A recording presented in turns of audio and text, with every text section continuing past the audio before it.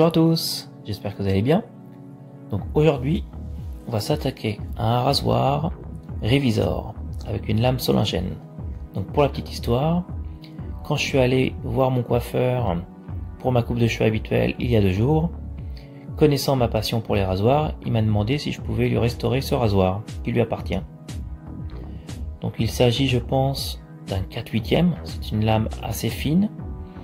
Le rasoir a l'air d'être en assez bon état, a priori.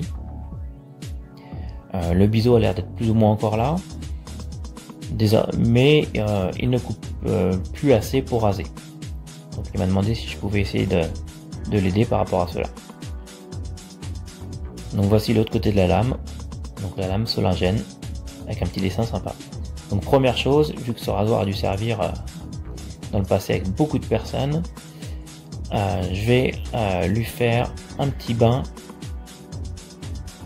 avec mon désinfectant favori, le barbicide. Donc le barbicide, la plupart des coiffeurs ici vont l'utiliser. Donc il suffit de mettre 30 ml de barbicide pour un demi-litre d'eau. Et on va laisser tremper la lame dedans pendant 10 minutes. Et voilà, la magie de la vidéo, 10 minutes ont passé. Désormais on va le sécher. C'est important de bien le sécher afin de ne pas laisser de produit dessus. Ça pourrait détériorer la chasse, voire noircir la lame. Donc voici le biseau d'origine. Ou plutôt le fil, mais bon. Il n'est pas en super état, mais ça reste très correct. Ça aurait pu être bien pire. Il y a quand même quelques dents accros qu'il va falloir revoir.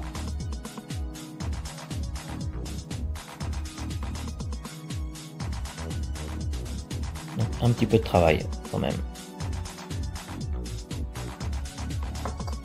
Donc on va commencer avec une Shapton 1000. Donc logiquement ces pierres là sont faites pour refaire les biseaux, mais pas que. Là le biseau est plus ou moins là. Par contre on a quand même des belles marques encore qu'on aimerait bien effacer, idéalement avoir un fil bien droit. Du coup on va utiliser cette pierre. Alors j'aime bien mettre un scotch sur le dos du rasoir afin de ne pas le limer. Après ça reste un choix très personnel. Donc on va commencer avec des passes en X et on verra si cela suffit pour enlever ou pas les estomper les dents. Si c'est pas le cas, on essaiera une autre méthode. Donc là, on regarde si le faisceau passe bien désormais. Hélas non, donc c'est à dire que les dents sont encore présentes. Donc on va passer sur des petits cercles qui vont être un petit peu plus efficaces et on va appliquer quand même une certaine pression à ce moment là. Alors assurez-vous toujours que votre lame soit bien plate sur la pierre.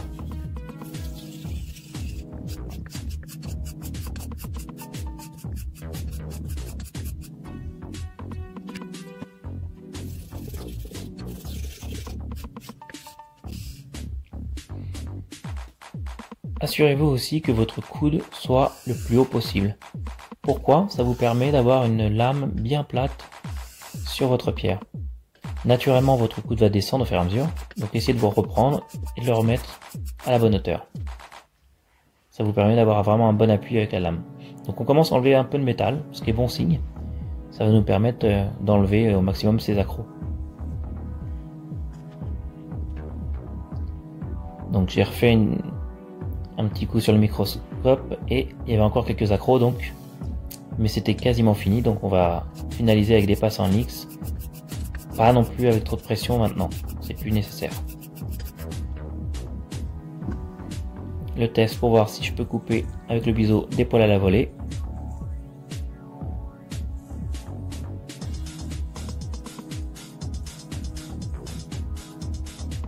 Et oui, c'est le cas. Donc je sais pas si vous le voyez, mais ça a coupé pas mal de poils à la volée sans toucher la peau.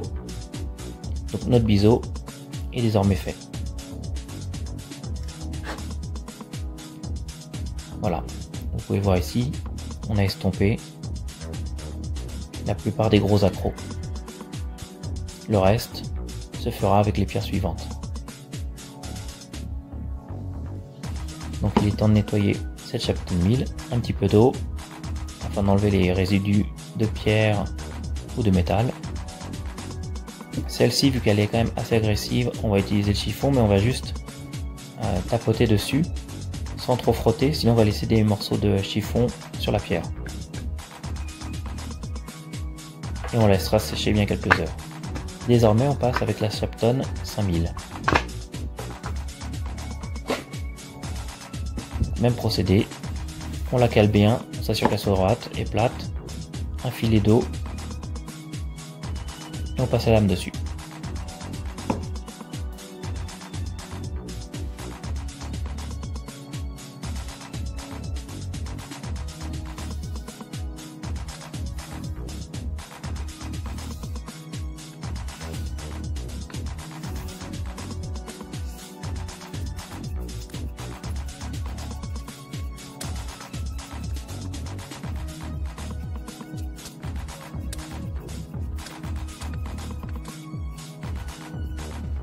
On fait attention à son coude.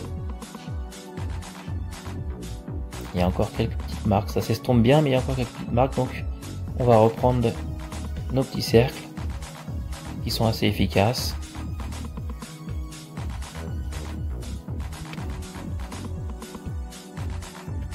Et ensuite, on passe en X.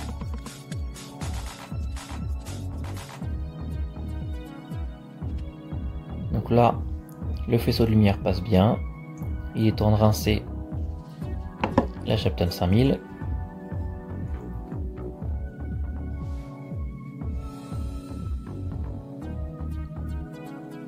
De l'essuyer. Donc toujours important d'essayer de garder ces pierres bien sèches afin d'éviter qu'elles s'engorgent d'eau et qu'elles se craquent. Donc désormais on passe à la pierre naturelle japonaise Iwatani LV5. Donc LV5 signifie la dureté de la pierre, qui est une pierre très dure, spéciale pour les coupe-choux. Donc même principe, un filet d'eau. La différence là, c'est que les pierres japonaises utilisent au départ des pierres qu'on appelle Nagura. Et en l'occurrence, on va commencer avec une Asano Nakura Meijiro. Et avec celle-ci, on va créer une boue. Donc, pour les Asano, c'est une boue blanche qui va nous permettre d'affûter notre lame.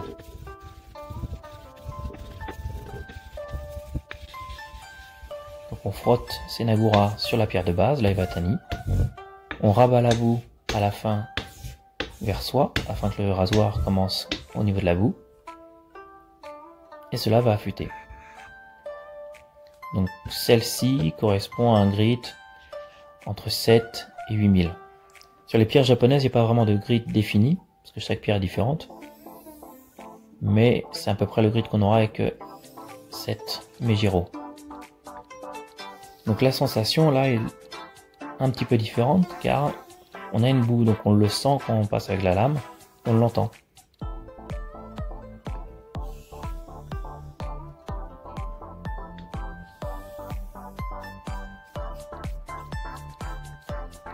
Donc un des gros avantages des pierres japonaises, c'est que ça va effacer complètement les anciennes marques de la pierre synthétique. Donc là on le voit, on a vraiment un fil qui est très homogène désormais.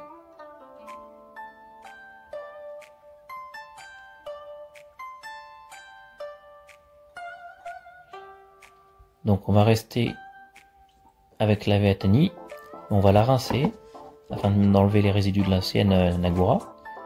Et on va passer désormais avec cette Asano Tenju. Donc la Tenju, c'est un grit autour de 10K.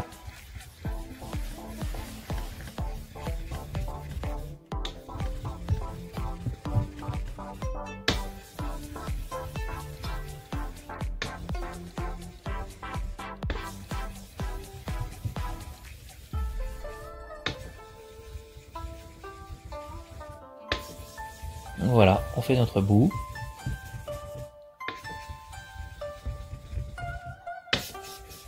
on va la ramener sur le bord de la pierre près de la lame. Et on va pouvoir passer la lame dessus.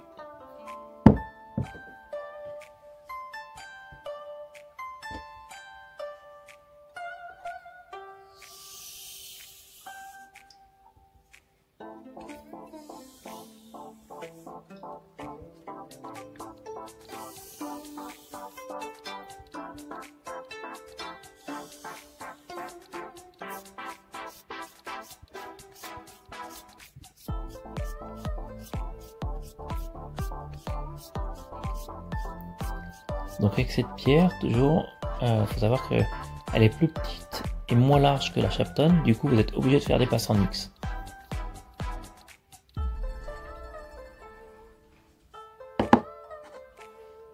Donc là on est bon, on passe sur la dernière Nagura, qui est la Tomo Nagura. Donc c'est une petite partie de cette grosse pierre que vous voyez là. Et donc celle-ci est légèrement différente, elle va faire une boue marron-jaune et correspond à un grit autour de 10-12K.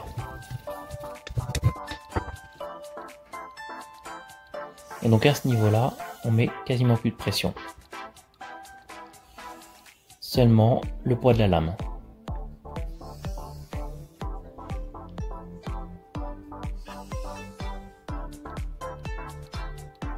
Donc comme vous voyez, souvent à la fin des passes, je remets la boue qui est sur la lame sur la pierre, afin de ne pas avoir à refaire des passes avec les pierres Nagura.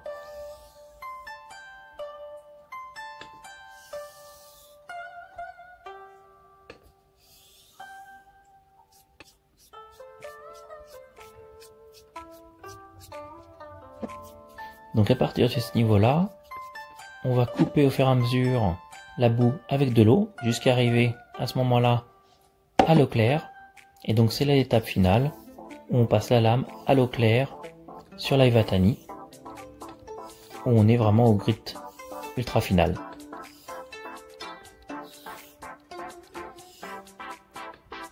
Et donc vraiment pas de pression.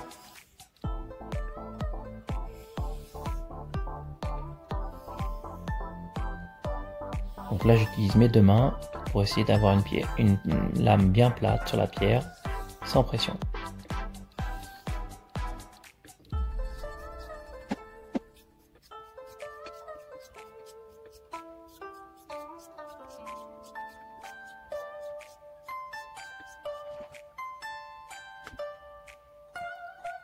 Et voici notre fil au final, donc très homogène, très plat.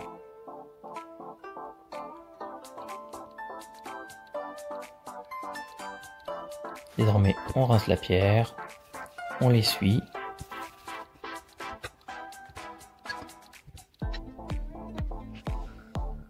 On est prêt à enlever notre scotch protecteur du dos.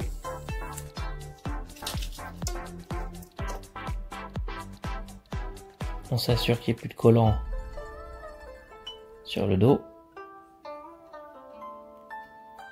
Parfait.